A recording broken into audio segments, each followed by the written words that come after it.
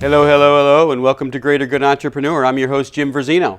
Today we're here with Tamara Stenn, founder of Kusikuy Clothing, doing good for the world, her community, and her family. Hello, Tamara. How you doing today? Good, Jim. Good. You know, I've gone to your website, looked at what you're doing, and I've just found it amazing how you're taking people from across the world, giving them great jobs that they love, doing good for the land, bringing over clothing, which you can tell us about in a moment, and then turning it into great things for the people that actually wear it. It's as if it's a win-win all the way across the supply chain. So actually start us off and tell us what it is that Kusikuy does and how it is helping the people in their communities. Okay, thank you, Jim. So basically, Kusikuy, it's a word that means make yourself happy. It comes from Quechua, which is the language that the indigenous knitters from Bolivia speak. I discovered Kusikuy when I was in Bolivia as a Peace Corps volunteer. And I fell in love with the country, fell in love with the idea of doing development work, saw tremendous use of natural resources being available in that country, saw people who were knitting amazing sweaters, and realized, there's a connection here. I'm a business developer. I had gone to the Peace Corps to do business development. I used to have an advertising agency in Washington, D.C. So I saw an opportunity. And I knew I was going to go to grad school at the School for International Training in Vermont, where it's very cold. So here I discovered these women knitting sweaters in a cold environment. The wool was so soft and So this is before or after you started your PR company? So this is after. So Okay. I had my advertising agency in Washington, D.C., and it was always my dream to do that since I was in high school. And I went to college and studied psychology and journalism and advertising, had my agency, and I was 26 years old and I'd already done everything I dreamed of doing in my life. And I said, well, now what am I going to do? This is a little bit boring.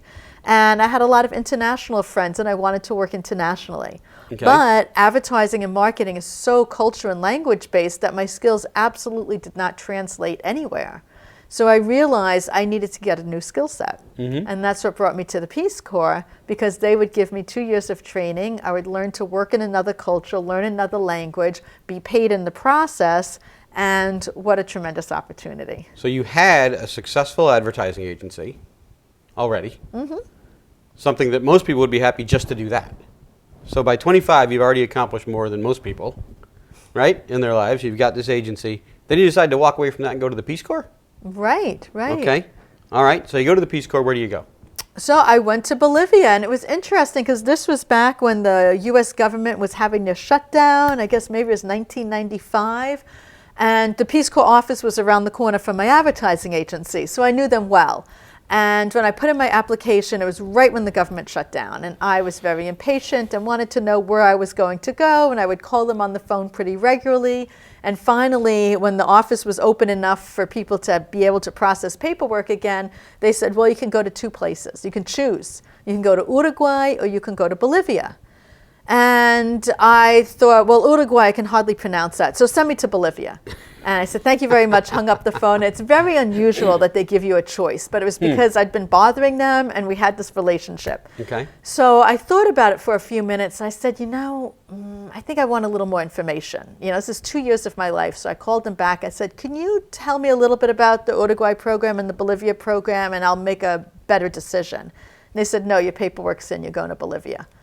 I said, oh, great. And this was right at the cusp of the internet. In fact, some of the work I was doing in advertising was developing some of the first websites ever for different companies. And so we didn't have... So this is around late 90s, 2000? Yeah, Discovery Channel was one of the first people that we were working with. And I think at the time I was getting the Boston Aquarium. No, Baltimore. The Baltimore Aquarium was going to be our new client because we knew how to make a fish's tail move. Because we were teaching ourselves JavaScript. It was brand new. Nobody knew how to do this. And a lot of my friends had contracts working with Discover Channel, creating websites as a classroom tool. I don't know if people remember that, but that was the internet was originally supposed to be for learning and classroom use. And so they were creating this curricula on the internet. Well, technically the internet was created for the Department of Defense, actually. Exactly. It was created by DARPA. A little bit of geek stuff there for you, but Anyhow, when it got yes more public, certainly yes, education was one of its first. Yeah, and big we were uses. coming up with URLs. That was brand new. What was going to be your URL? There were no URLs out there, so we're Wow. helping people create their URLs, create their home pages, custom create JavaScript. So there wasn't Google, Right. and there wasn't Hotmail. There was Right. Yahoo at the There time, was and Yahoo. that was it. That's right. Yahoo was it. Yeah. So it took me a couple of days to realize that Bolivia was not, first of all, a former Soviet republic, which was my first guess. Then I thought, well, perhaps it's in Africa. And then finally, I realized, wow, this country's in South America, and that's where I'm going. So Yeah, that was before Google Maps. So Exactly. you couldn't just look it up on. Took me a few days. So you go to Bolivia, you're in the Peace Corps, and that's when you find all these people knitting. And how does seeing people knitting translate into a business of organic product and people earning a living wage? Sort of take us through that. Sure. Well, a lot of it was just identifying opportunity. Okay. So when I went to Bolivia, I was a business developer, and I was actually originally working in the cities and helping to develop industry in the city. But what I was told when I went to Peace Corps was that I would have a very different experience. It's going to change my life. It's something you've never done before.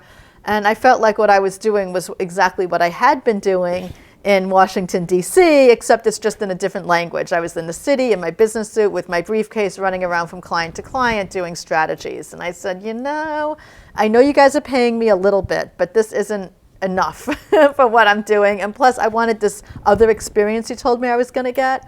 So they said, well, figure it out. And a friend of mine was working in a rural village and said, there's a project here. I think you should come out. You might be able to do something. I said, okay. So I was able to go out to the village, and I was supposed to be developing jelly. They had a jelly project. They had gotten money from, I think maybe it was UNICEF. It was a large nonprofit working in agriculture. And they had this fruit called the chirimoya and the guayaba, which are these delicious, mushy tropical fruits that could not survive the truck ride from the rural village to the city without being squashed. So they came up with this fantastic idea of creating jellies and beverages and all these packaged goods out of these fruits. And they had a whole industrial kitchen with all the equipment. Everything was all set up. I solicited a college student to come with me. We did a whole market study. We got everything all set up, ready to go, raw materials, recipes. And then suddenly there was no jars. There was no labels. There was no, all of the stuff I had requisitioned and was told was coming wasn't showing up. And week after week, and I was like, something's going on here. And there's always an excuse, a story, or there was a meeting that someone didn't show up at. So it was like kind of, finally an engineer said, psst, we don't have a budget for this project. The owner of the nonprofit is very embarrassed, but I think you need to know this project's not happening. There is no money. How long had you been working on it at that point? About 6 weeks, maybe 2 months. So I'd moved out to the village. I was living there. No, actually, you know what, Jim? It was much longer than that. It was probably about 6 months at this time. Wow. I'd been in there working on this project, right? So it was all set up, ready to go, and nothing's happening. So it was a combination of the Peace Corps along with this nonprofit to do something in this village Yeah, and the way the Peace Corps works is they provide the infrastructure for me. Okay. So I become a free agent for anybody to just grab and do what they want with. Okay. So Peace Corps didn't have a relationship with this particular project at all, but they had pre-approved this nonprofit as being someone that, and it was a Bolivian nonprofit that people could work with. Okay. So the Peace Corps was paying my housing and food, and then I was just a live body available to support. So it wasn't that there was some sort of shenanigans going on. It was just that the nonprofit basically just didn't pull through with what. Right. There was a mismanagement of the project funds, and there was a little bit of a political thing there, so they couldn't really publicly announce that they had mismanaged, but the project just absolutely could not go forward. So at that point, I'd gotten to know a lot of people in the area, and there was some tourists that happened to come in from Italy. And they were in this rural town. There was a local journalist that I'd become friends with. I'm also a journalist. That was my background in college. And we all sat down one day, and they have a local homebrew there called chicha. So we all sat down one day and drank a whole bunch of chicha, and we went out and we saw some Inca ruins and hiked around the countryside and had a really great time. And it was getting to be the end of the day. We're all feeling a little tipsy, and we just kind of started talking about things. what's going to happen next? What are people's hopes and dreams? And Dr. Victor Fernandez Coca, the journalist, he said, well, I really hope to have a newspaper out here. And I had just finished telling my story about my jelly project that doesn't exist. And we both looked at each other. He's like, you're looking for a project. I'm looking for a newspaper. You know, maybe we can make this work. I said, well, it sounded really good when we were drinking all that chicha. Right. But then the next day I said, you know, Dr. Victor Fernandez Coca. You had your beer goggles on. Yeah, there's a little bit of an issue here. And it's called, you know, here in this rural countryside, we're at a 60% illiteracy rate. You know this as well as I do. People cannot read. Why are we going to have a newspaper here again? And he said, well, 40% of the people can read. I said, oh, okay. And that was all I needed to hear. So I then got in touch with the Peace Corps, and I was able to solicit $500. And with $500, I put together the budget. I said, Dawn Victor, for $500, we can put together 4 editions of the newspaper. And you know what? I'm here for 1 more year. So that means that we can have a quarterly newspaper, and we'll spend all the money and everything will be taken care of, and this is a great project. And he looked at me, he said, we're not doing a quarterly newspaper. I said, well, of course we are. That's what I have the budget for. We're doing a quarterly newspaper. He said, we're doing a monthly. I said, a monthly, that's only 4 months, and I'm here for 12. What are you thinking of? And he's like, well, how do you think newspapers work? I said, well, they sell advertising space and subscriptions. He said, yeah. So I said, okay. So we're going to have a newspaper with advertising space and subscriptions, and we have 4 months to get this thing up and running and able to stand on its own 2 feet. I said, good, let's go do it. And that was how we started Noticias Cono Sur, which was the first rural newspaper ever in the country of Bolivia. Really? The first one ever? First one. No one ever bothered to report what was going on in the countryside. No one wanted to go out there. Wow. We were going out on the back of trucks, like big trucks, like not even pickup trucks, like, you know, we're talking, well, in Spanish, balquetas.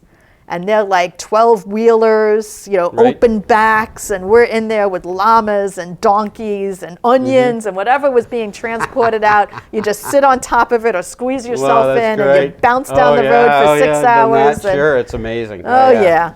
So who wants to go through all that? So we did. Okay. And so you got advertisers, and it became at least for a while, became a sustainable...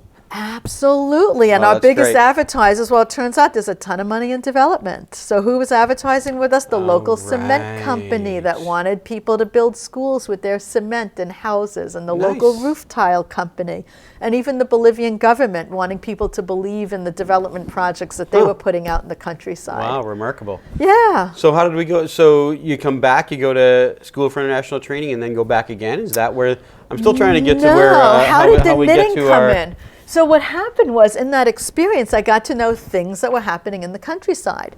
So, and development. So at the time, one of the popular development programs was this idea of teaching women how to develop a product.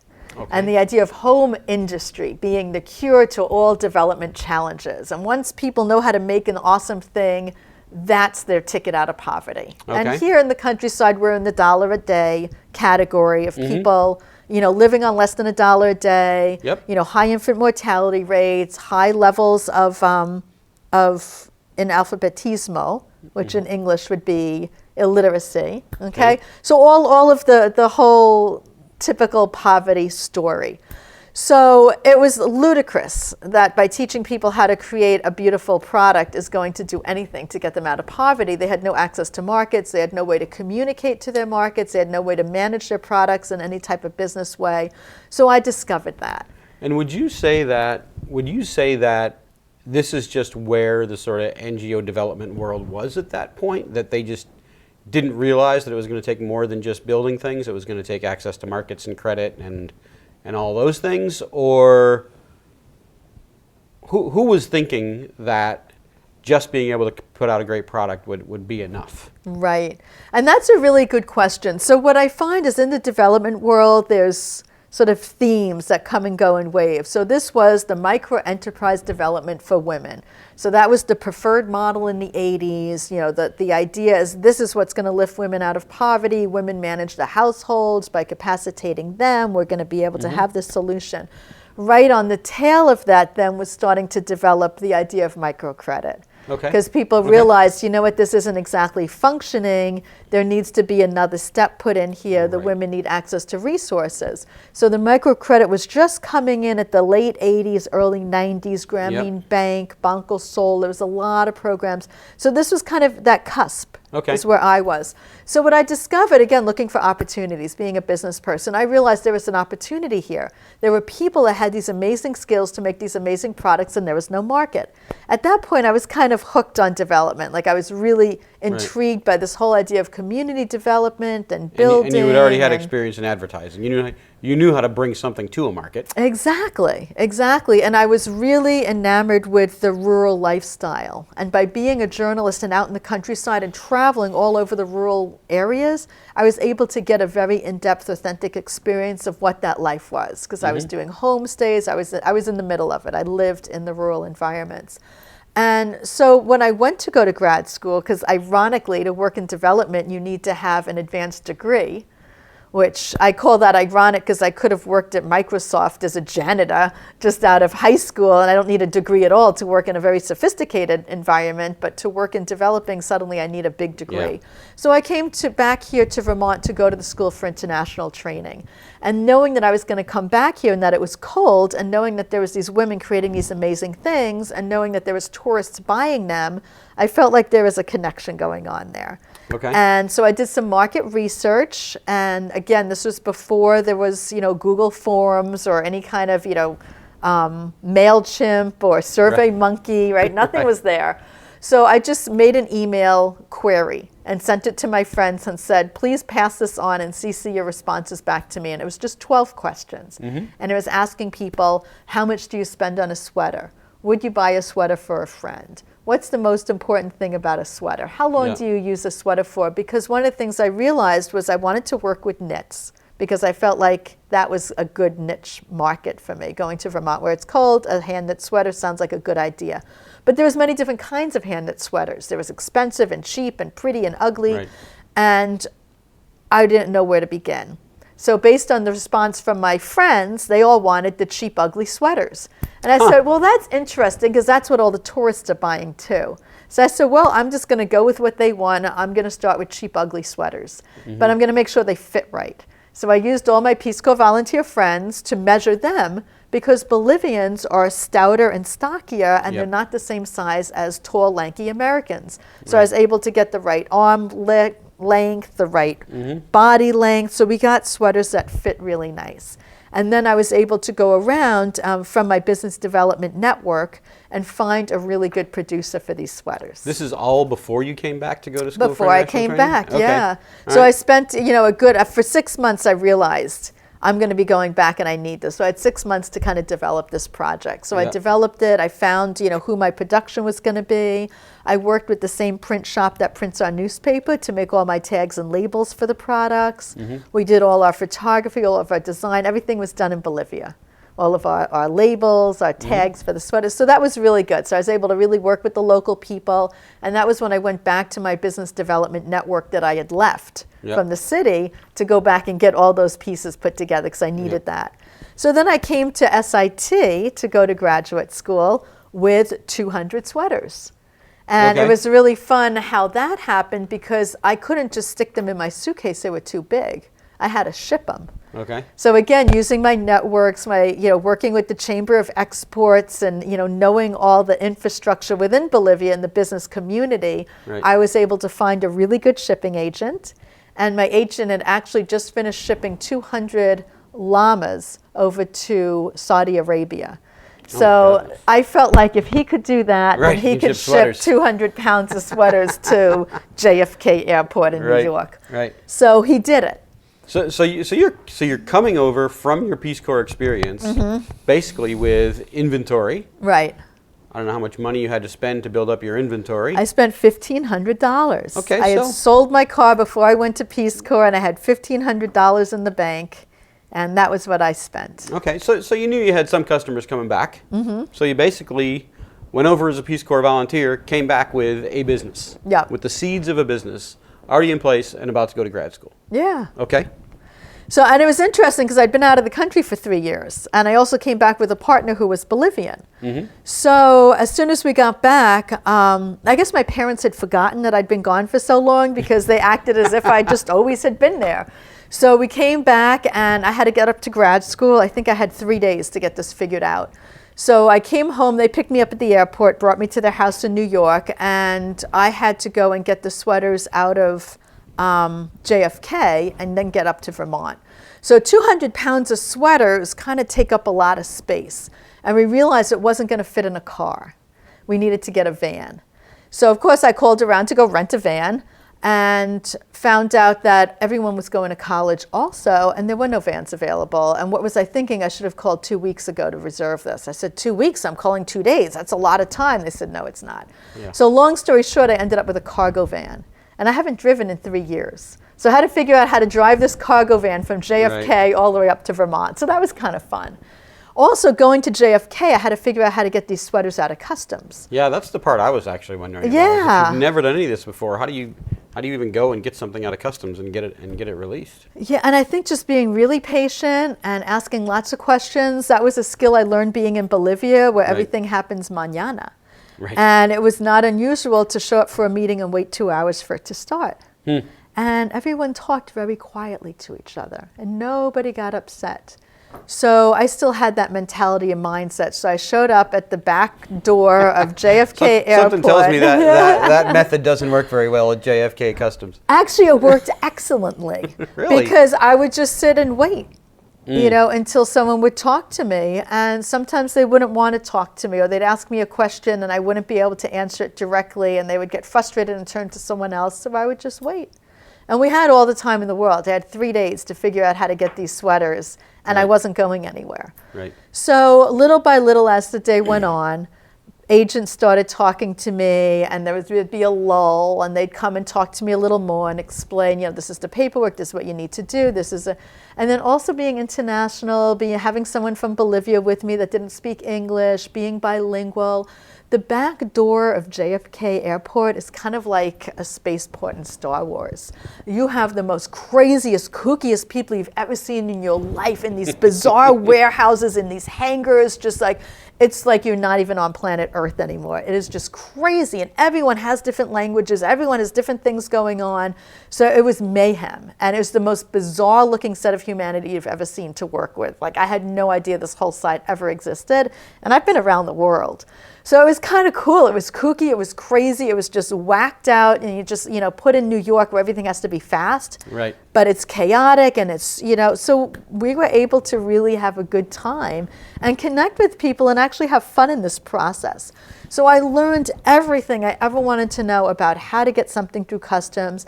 And after it was all said and done, and we actually did it, and we got it cleared, and it was good to government regulations, they asked us, please never do this again. Get an agent. You know, we did it this one time, we're not going to do this again. And of course I knew my rights. I said, well, legally you have to do this again. Right. But I also knew that I understood their situation. So it was great, because then when I found an agency in Boston, an agent, I knew exactly what they were doing and the process, and I was able to negotiate the billing very well. Right. So yeah, so it all was good, you know, so nothing but like experiential learning. Yeah. So that was the behind the scenes. So you come back, you got your 200 sweaters, and then do you put the company on hold? You know, you sell out your 200 sweaters, I assume, because you're here. Do you sell out your 200 sweaters, go to grad school, and sort of put the business on hold, or did you keep going? Well, actually, the business kind of grad school and the business sort of came together, because the sweaters weren't sold.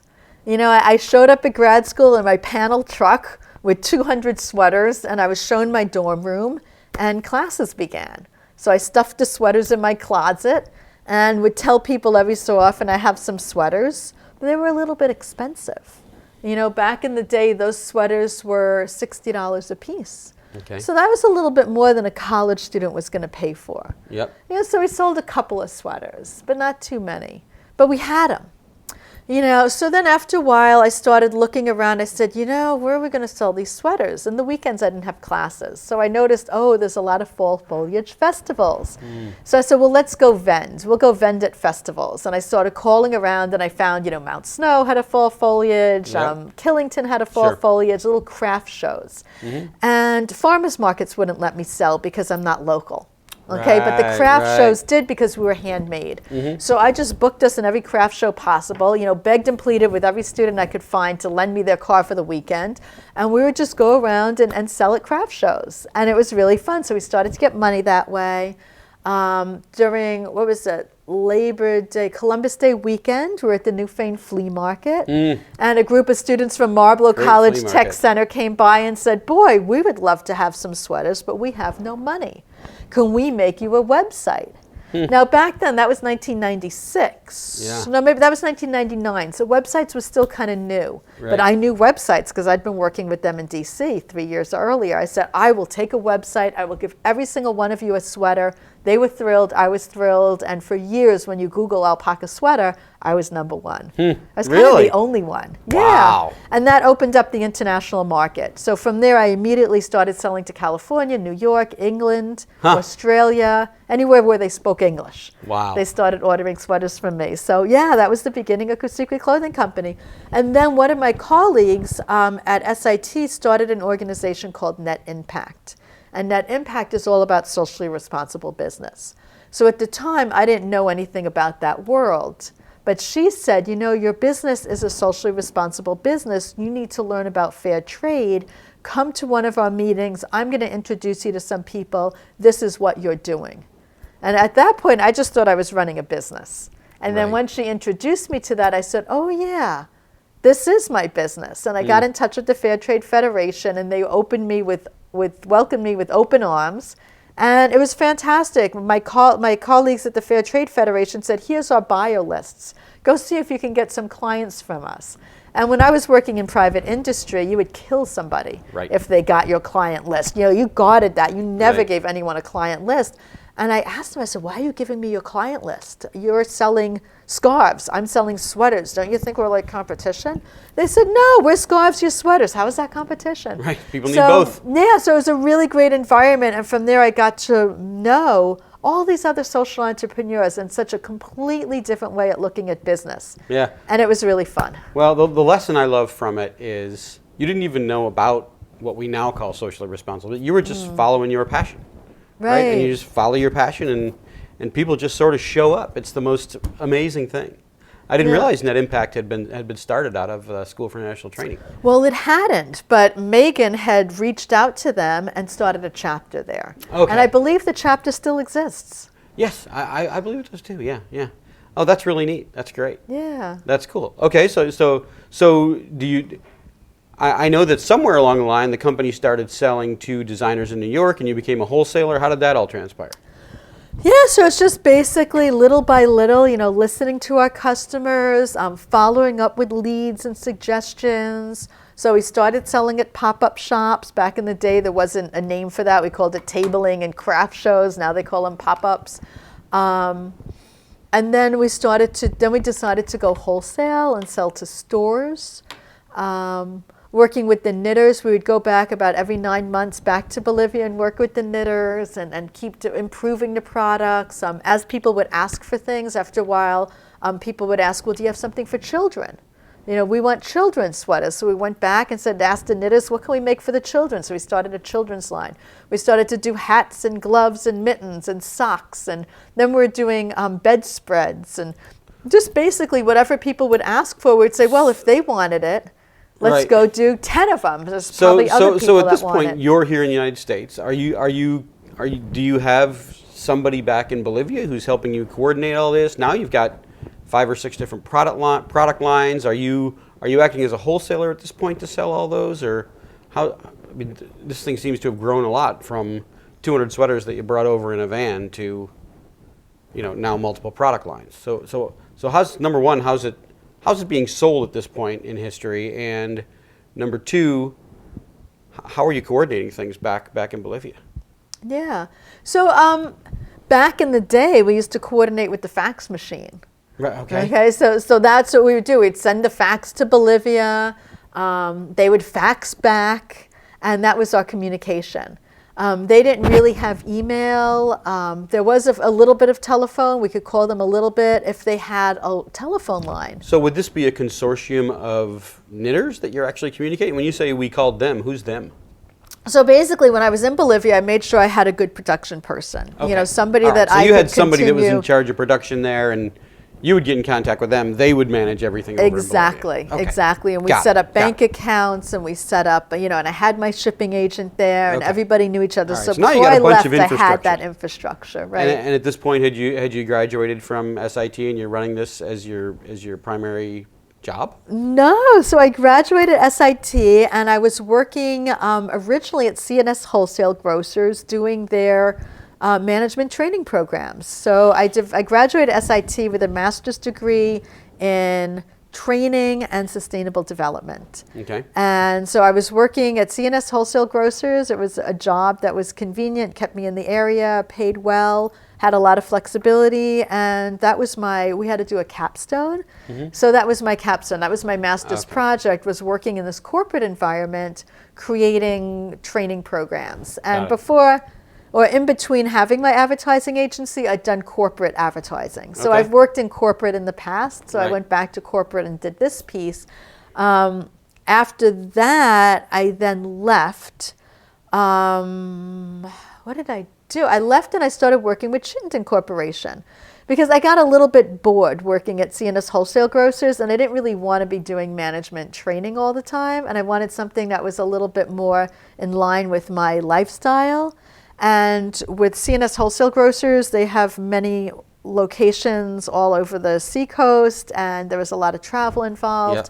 And at that point, I had a son, and I wanted something that was a little more local, so I got a job at the local bank. Okay. And that was a lot of fun because I was basically running the whole southern Vermont area. Oh, nice. And I had a lot of open time. It was a really supportive environment. Headquarters was up in Burlington. I could set my own hours. I could bike to work. So now is Kusikuy, while you're doing this, is Kusikuy, are you running it part-time or is it not running at all? Yeah, so I'm running Kusikuy part-time, same thing as when I went to school. Weekends. Okay. Weekends were always for Kusikuy, evenings for Kusikuy.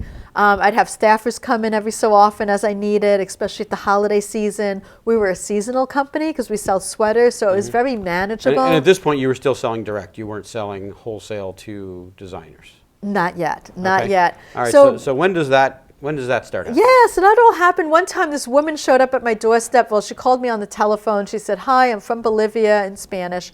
"I'm in Northern Virginia where there's a large Bolivian population, and I'm kind of in a bind. I came up here thinking I was going to sell a lot of sweaters. Antonia sent me, and Bolivia's a small town, and everyone knows everybody. And even though I wasn't working with Antonia, she knew who I was just because I was working with knitters. And I guess a woman had decided to go to the U.S. and self-fund her trip by selling sweaters once she got there, going door to door like Girl Scout cookies. So she had her suitcase of sweaters, was going door to door, and realized at the end of her 10-day stay that she was not selling these sweaters like she thought she would, and she didn't want to bring them back to Bolivia, and she didn't know what to do. So Antonia said, "Call Tamara." So she called me on the phone. She said, "What am I going to do? I have all these sweaters." I said, they're not sized to USA people. That's not my product line, and these were the expensive sweaters. Okay. And I said, that's not even our market right now. She said, "Well, can I give them to you on consignment? And whenever you sell them, just come back to Bolivia and give me the money. Here's my phone number." I said, "Fine." Huh. So she mailed them to me. I got this huge pile of these beautifully handcrafted, knit, stitch by stitch, pure alpaca, top of the line sweaters. Wow. And yeah, so we kind of fell in love with them. We looked at our cheap tourism sweaters and said, maybe it's time to make that switch. Right. So once we kind of got used to working in this kind of market and people were actually buying them, we started working more with Antonia. And that was when we developed the children's line, and that's when we started reaching out to other groups that do this level. Right, And these were more the right. people that had been trained by those development organizations that I had found when I was in the newspaper. So I went back, so I left my city, my urban environment, I went out to the rural countryside and found these amazing artisans. And I said, "Okay, you guys, let's go." So that whole business was subsidized by my cheap sweaters. And so because we had the extra money from the cheap sweaters, we could afford now to move to the next level. Okay. And then by doing that, we really increased our skills, we increased our market, we increased, our relationship with these women that were doing the hand knits, and it was just fantastic.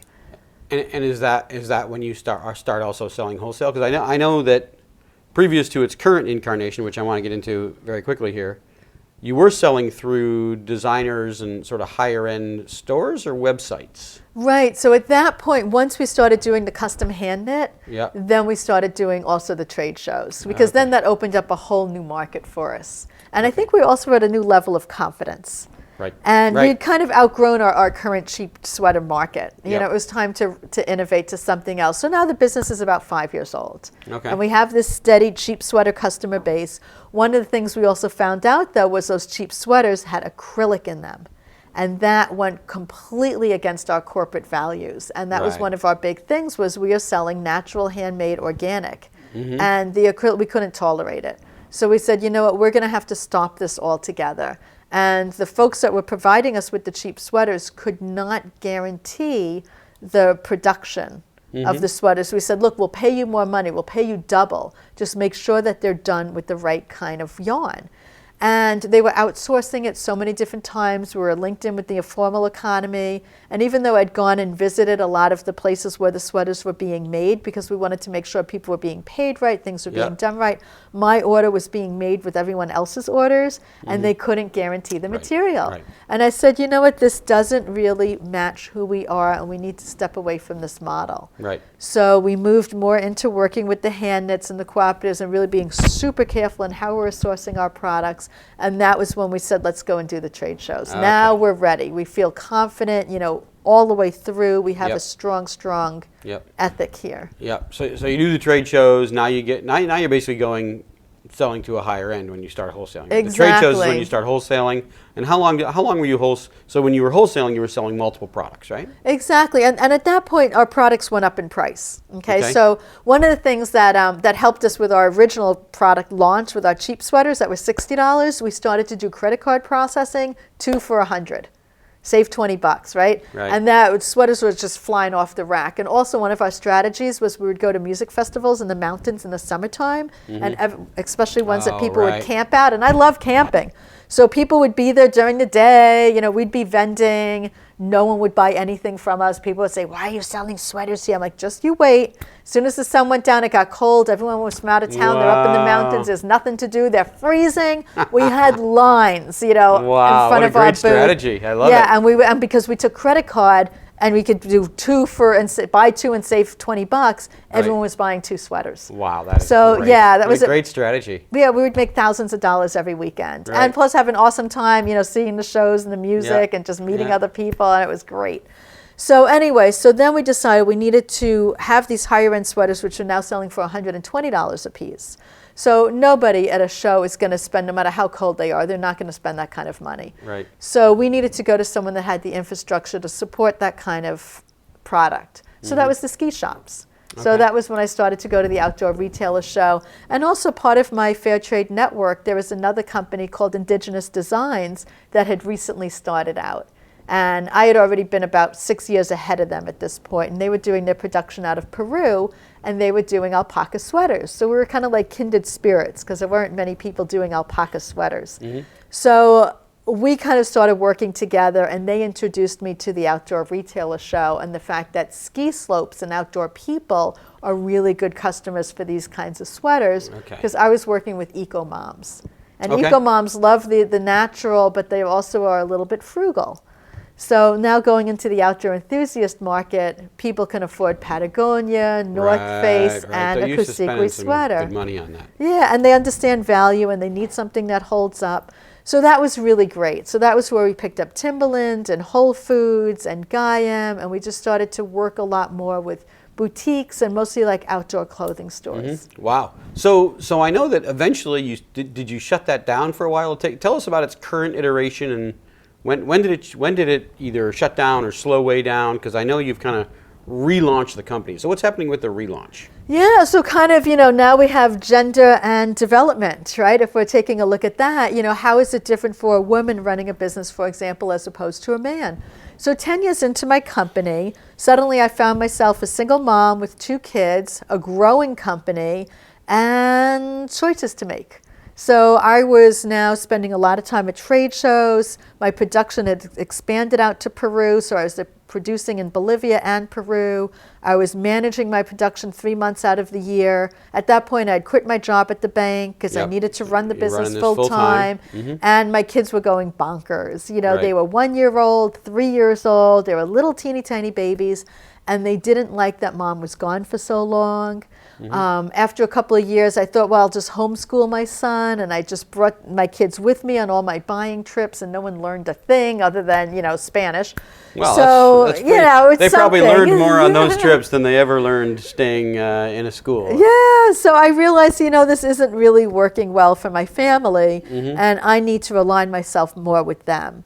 So I started looking at their schedule. So my kids were getting ready to go to school.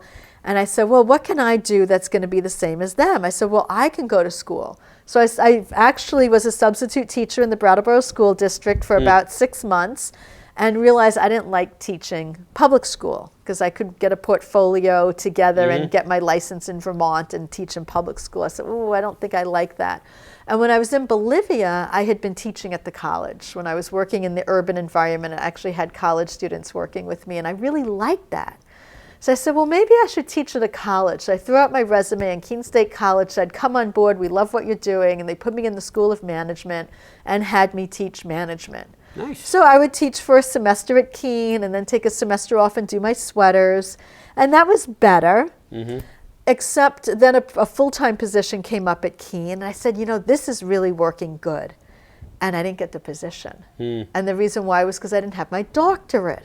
Right. I said, well, I can get a doctorate. That sounds like a really good idea because now my schedule will be just like my kids and this will be a lot of fun. And at that point, there was the economic downturn was coming. Okay. And I sensed that, you know what, I want to take a break from these sweaters. I feel like, you know, to take it to the next level, it's going to be a huge lifestyle change and I don't want to do it. So I stopped marketing the sweaters. I enrolled in grad school. And the economic downturn came. Thank God I was not a part of it anymore. I was teaching full-time at Keene State College. And suddenly... so that's how you were able to, sort of fund the family Yeah, while you were getting your PhD as you were teaching. Exactly. And the sweater company, the purpose of the sweater company was always to fund my travel to Bolivia. Okay. That was its original purpose. So it was still there to fund my travel. My children are half Bolivian, so that way they get to go back and see the grandparents and their Right. uncles. Okay. And yeah, it's $1,000 a plane ticket to go to Bolivia. Right. So I unplugged the sweater company. It started just sustaining itself, and suddenly some designers from New York got in touch with me and said, can you produce our things for us? And I said, sure, I can produce anything, because at that point we were really good at doing our production. So they loved what we did.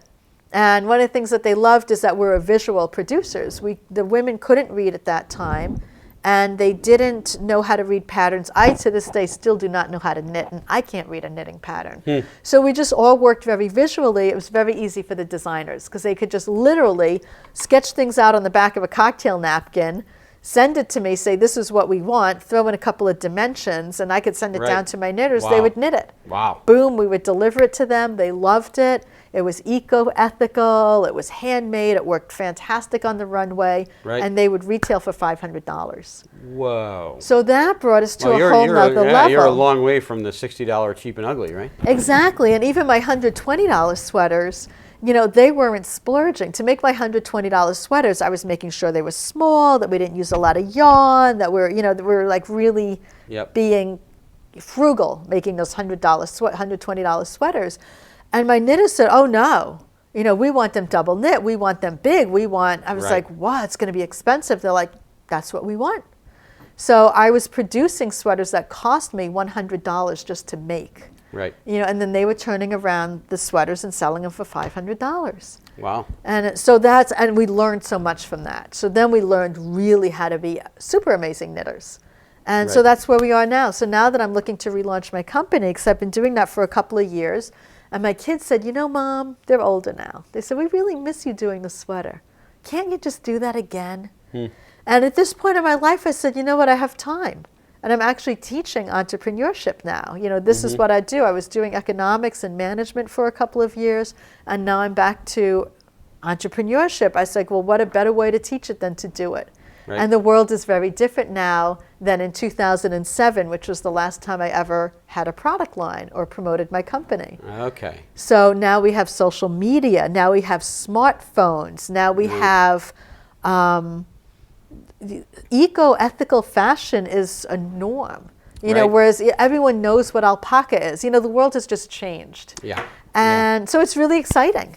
So now it's primary gloves, right? Like these. Let's see. Can we see these? Yeah, we so can see these. here we Let's, have our let's do glittens. it this way. Yeah. So I asked this is a product that the women had designed. This is their design. I've been selling these for 18 years. Okay, and it's one of our best-selling products.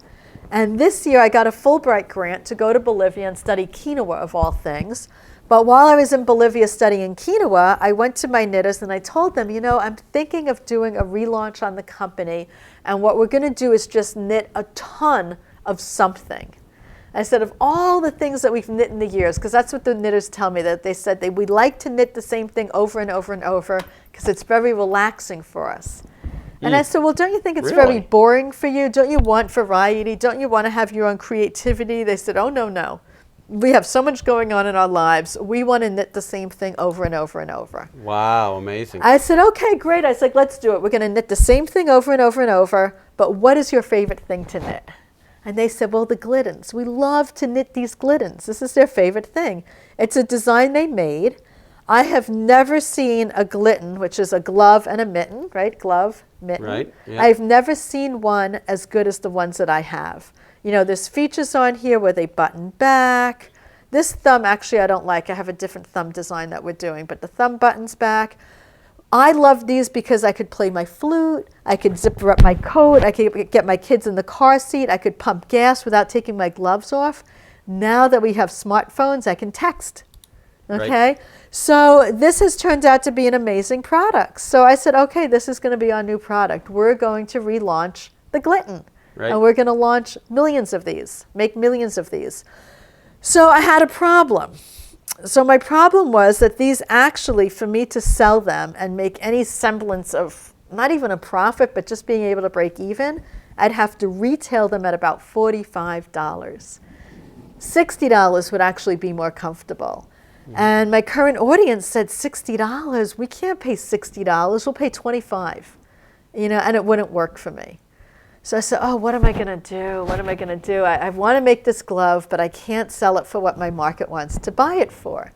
So I was at a meeting, and John Sorrentino, who I was just on the phone with today, and he's the founder of Vermont Teddy Bear Company. And he started that company from a push cart in Burlington. Right. And he right. handmade his own little teddy bear because his son wanted a stuffed animal. And this is back in the 80s or the 70s. And he made this like disgustingly ugly thing that he just thought was amazingly beautiful. And he was so in love with his teddy bear that he got a little push cart and would go up and down Church Street selling teddy bears off of his push cart based on this design he made for his son.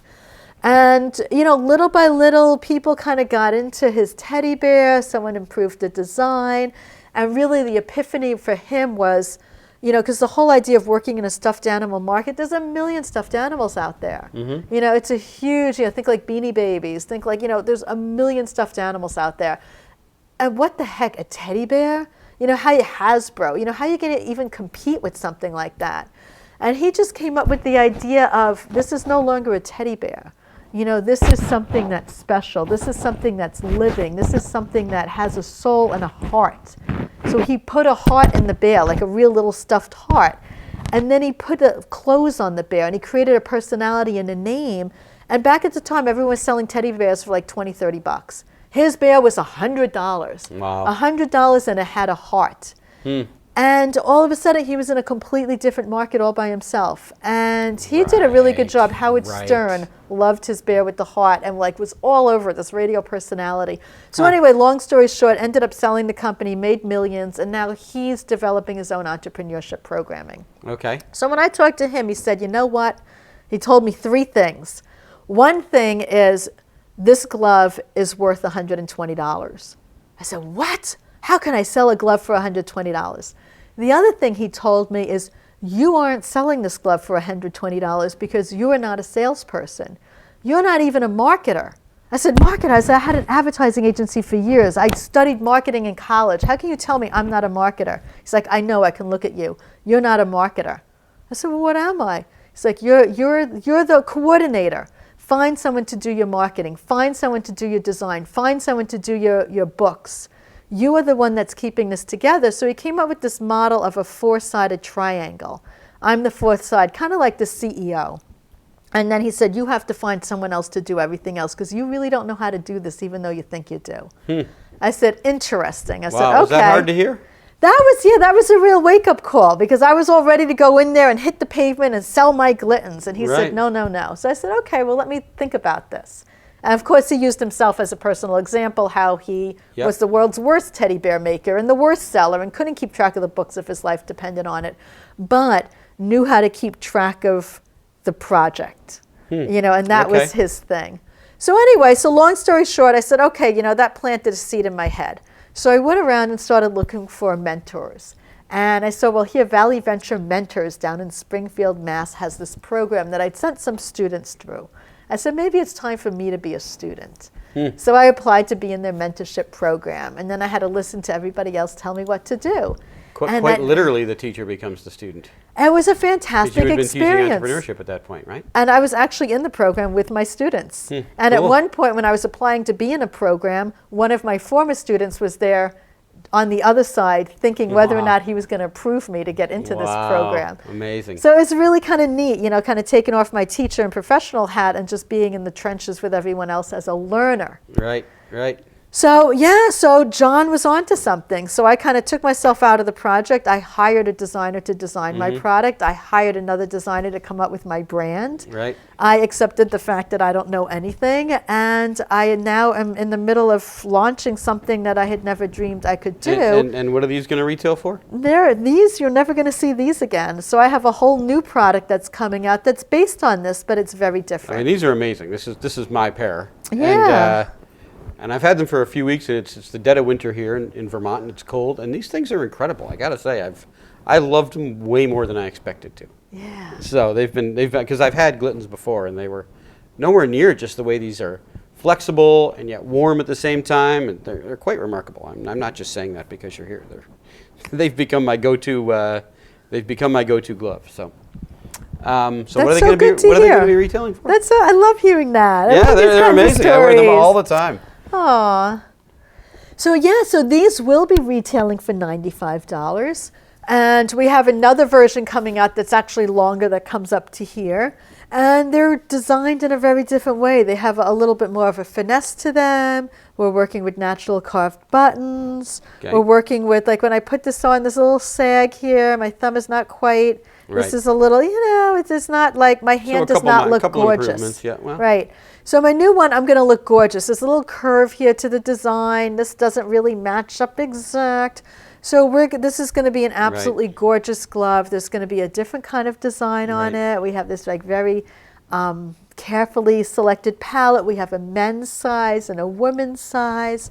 Is this actually would this be a time that I would show this on our screen here? Yes, you can show my concept drawings. Okay, let's see. How do I get to the concept drawings? Is this it here? Yeah, so this is the behind the scenes, right? The stuff that you would never normally see. Okay. And so basically, tell me what we're looking at here. So we're looking at a mock-up of my website that by the time this actually airs, it will probably be a real thing. So this is a very crude mock-up of what my new homepage is going to look like. So while we were speaking, you saw running behind us my old homepage. Yep. So this, we're working with a very open aesthetic. We're going with what's called Cosmopolitan Brooklyn, as far as who our target audience is, who has no problem at all spending $120 on a beautifully handcrafted glove. So you call it Cosmopolitan Brooklyn, not hipster? No, the Cosmopolitan. Yeah, there's a lot of like beautiful things coming out of Brooklyn now. And yes, the awesome thing is including beer. Yeah, really good beer. Yes. So I'm taking my students down there actually on Friday. You'll have to tell me some good places. We're going to be visiting my designers on Friday. Oh, okay. Yeah, we're visiting the guy that's doing my website that's actually a graduate from the Marble Tech Center. Oh, cool. So not from my original student cohort group, but a new person, Rajan Shari, who graduated about 8 years ago and now owns Big Apple Design in New York City. Oh, Just great. got the Cartier's website. So Wow. yeah, Okay. doing, is it Cartier's or is it Trump Hotel?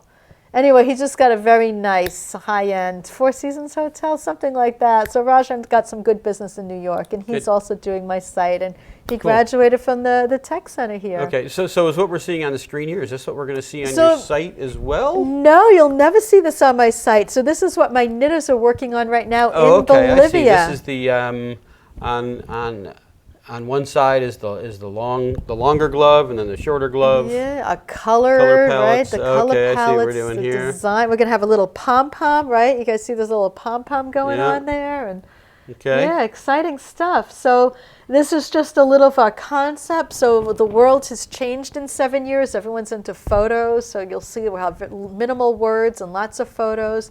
Redoing our logo. These are some inspirations for our logo. The Kusikuy with the red eye is actually a rendition of our original logo. I think our new logo is going to look more like that. What's the one at the bottom in red? Isn't that nice? You know, I don't know. I just Googled it. I like it because it looks a little bit like yarn. You know, yarn knitting, like a linked. So It'd be interesting to look at a combination of the one in red and the word. Because yeah, without the word, it's a little tough actually. Because Yeah. it doesn't really say, and logos don't need to say anything. They need words somewhere though. Somewhere you also need words, obviously. So. you know, and that abe piece also, you know, that's someone else's logo, and I took that because I like the phonetics of it. Kusikuy, that's one of the problems people have is how do I pronounce this? So this is what I gave to my designer, John Santos, who's just amazing, out of New York City, and these are some of the words for him: stark, sophisticated, clean, graphic, Andes Mountains. So he gets to come up with what he thinks is going to work. Okay, So these are some of the concept ideas, and he'll probably come up with something. yeah, I do like the Different. I do like the one with the words actually. That's my current favorite. Yeah, But, the kind of the phonetics, right? Yes. Yeah. Okay, so we do need to wrap up here. Absolutely. We're hitting our limit. What will we need to do to find your stuff? Probably by the time this airs, it's going to be on the market, right? Right. So if you go online to kusikuy.com, Kusikuy.com. Kusikuy. Yep. Okay. .com. So that should be able to take you right to where it's all happening. Okay. So it functions now, and it should function then. Yeah. Cool. We'll see what it thank ends you up very being. much. This has been amazing. Your journey is incredible and inspiring. So I thank you for being with us, and I can't wait to buy these for Christmas for my family next year. They will all get a pair because we all live in cold places, and they really are amazing. I've been stunned by how happy I've been. And some features that we have, you'll be able to buy one. So if you lose one, everyone always loses their right glove, by the way. If you lose one, we have others in stock. You can buy a single replacement. Great idea. And we'll Great even idea. have a buyback program, too, to help with the recycling. So once Oh, yours nice. are old and worn out, you know, send them back to us. We'll give you $20 towards your next pair, and we'll Oh. recycle these into something really cool. Wow. So it's So- it's a full life cycle. Yeah, and the nice thing by having a little bit of extra money associated with the business, we can put together better social programs for the women as well. Education, scholarships, so a lot of fun things coming up. Awesome. Tamara, Yeah. this has been great. Thank you very much. And that's it for Greater Good Entrepreneur. We will see you next time.